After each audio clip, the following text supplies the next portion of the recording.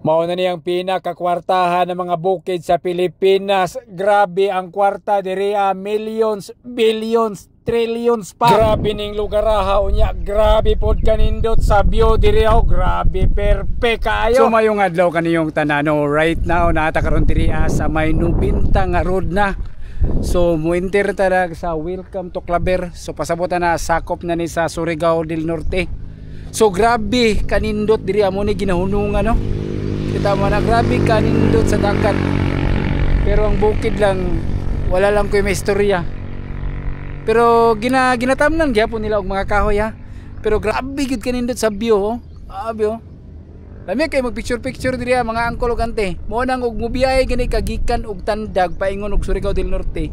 Dapat ka makahapit jud ka diri makapapicture jud ka. Kay nindot kay ang view oh.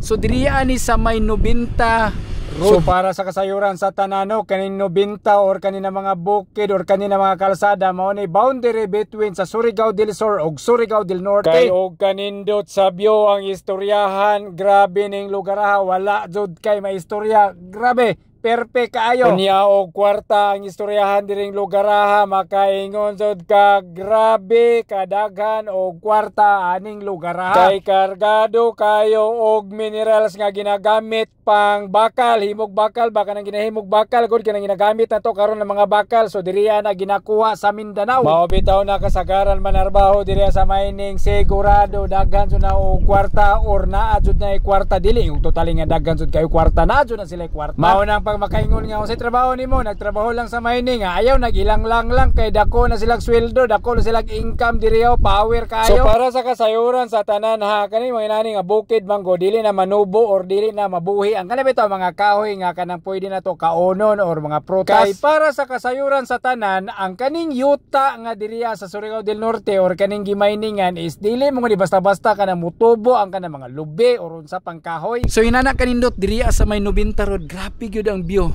as in. Pero ang mga bukid laman mo'y kanang luoy. Pero okay mamod kay ilang man pong gitamnan og balik siguro kanang uban nagamining unya wala ginapabayaan na mo nang musamot og kaguba ang ato ang mga kabukiran. Pero sayang kayo nindot kay dagat tanawan no, kita mo na. Pero wala lang koy may istorya sa kanang pagkaguba para hinani oh.